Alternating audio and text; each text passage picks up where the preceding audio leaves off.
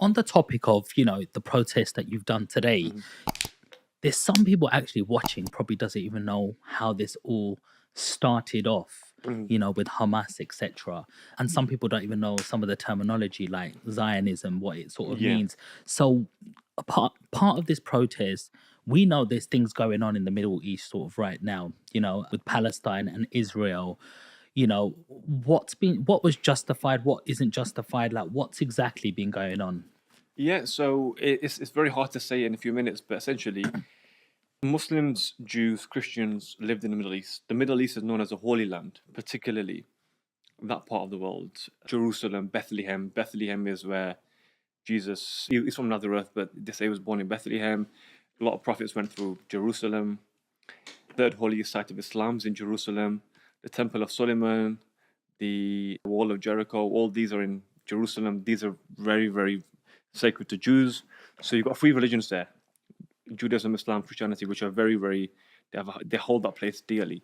Zionism is a very political but irreligious ideology which aims to establish a Jewish ethnic homeland in the Middle East based on ethno supremacist boundaries.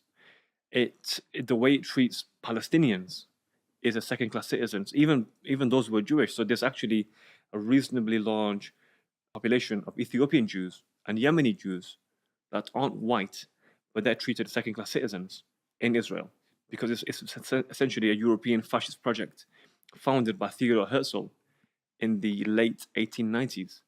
So, 130 years ago. The Balfour Declaration at the beginning of the 1900s, signed by Arthur Balfour through the commissioning of Lord Rothschild, gave the Jews a homeland in the Middle East. But in fact, most Orthodox Jews state that this is in direct opposition to Judaism.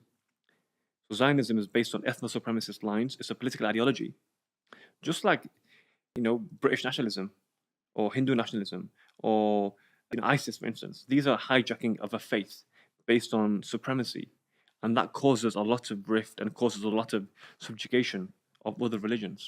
I've heard that Palestine used to be a lot bigger, Yes, and slowly, Israel has been taking exactly. over. Yeah. You So know, it's annexed a lot of the land. So if you look at Palestine, it was in between Jordan and Egypt, a huge, huge land.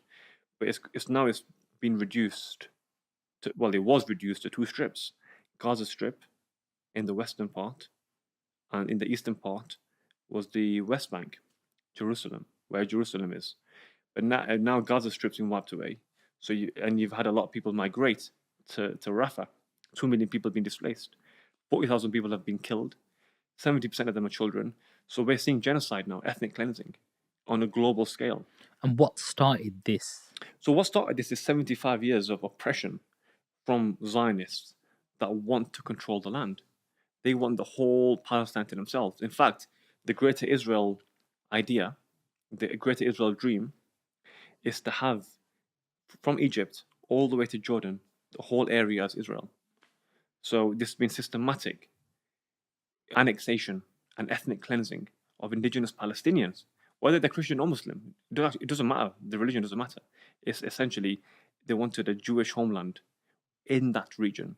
So more and more have been forced. So Jordan, for instance, has the highest number of refugees in the world per capita because most of them are Palestinian. They've been forced into Jordan from Palestine, and so Zionism aims to create a state through any means necessary by breaking international laws and regulations in Palestine. In the process, it's annexing all Palestinians to the periphery of Palestine. So essentially, Palestine becomes Israel. So So, this is a form of fascism. so this is like a steaming pot, just something was waiting to go Yeah, off. exactly. So October the 7th, the resistance of Hamas, they launched an attack on Israel, and that started this current genocide, which is on the 7th of October, 40,000 people dead, 80% of the homes destroyed, 50% of the infrastructure completely destroyed, over 1,000 mosques destroyed, majority of the hospitals destroyed. Like I say, 70% of the people killed were women and children. So this is not attacking Hamas. If anything, Hamas have not actually been attacked at all. Hamas are still ongoing. So this has been an attack really against the civilian population which is broken, and like the United Nations said in January, this passes the standard for genocide. This actually passes the requirement for genocide. The threshold has been met. 40,000 people dead, majority women and children. Aid has been stopped. Hospitals have been bombed. Aid workers have been targeted deliberately. This is textbook genocide. If you're attacking Hamas, you attack with precision. You don't attack hospitals. You don't attack aid workers. You don't attack doctors, nurses, teachers, hospitals, nurseries, orphanages. You don't attack. You have rules of war. How's this allowed to happen right now? I know you're not in charge of this or anything, but what we see sort of on the, like, I don't really watch a lot of media at all, so I don't really know what goes on. But occasionally when you do watch the news, it's like you see a debate and it was like, this was started by Hamas and this is all sort of justified. That's what it looks. And a lot of the real images are not even being shown. Yeah, exactly. No, that's a complete fallacy. It's like people conveniently ignore 75 years of ethnic cleansing. Let's read about the Nakba in 1948 when 700,000 Palestinians were forced to flee to Jordan and other parts of the Middle East. So you can't ever say it started on 7th of October. This is a long war. Not really a war. It's one-sided.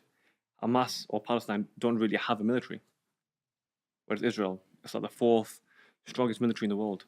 Heavily armed, heavily commissioned by the West. It's been supported through aid and through arms trade. So this is not a two-sided war. A war is between two militaries.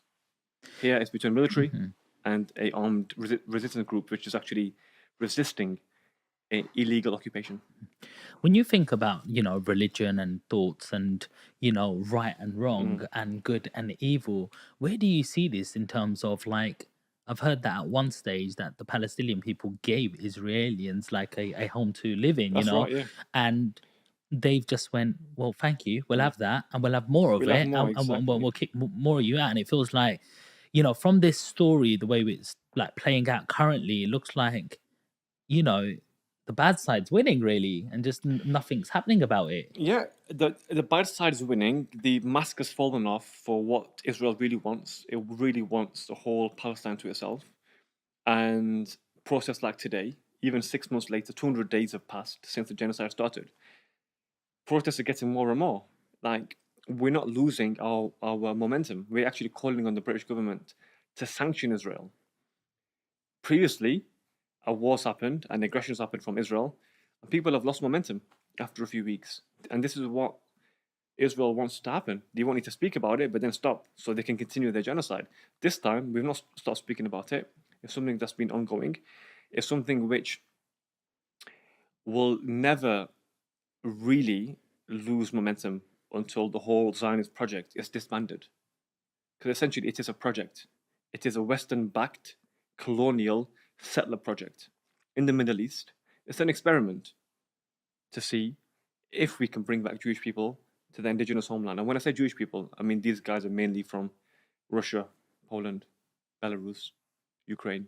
These are Central and Eastern European people who don't have any Jewish ancestry, but based on flimsy ideological grounds, they are Zionists who want to reclaim the land as their own.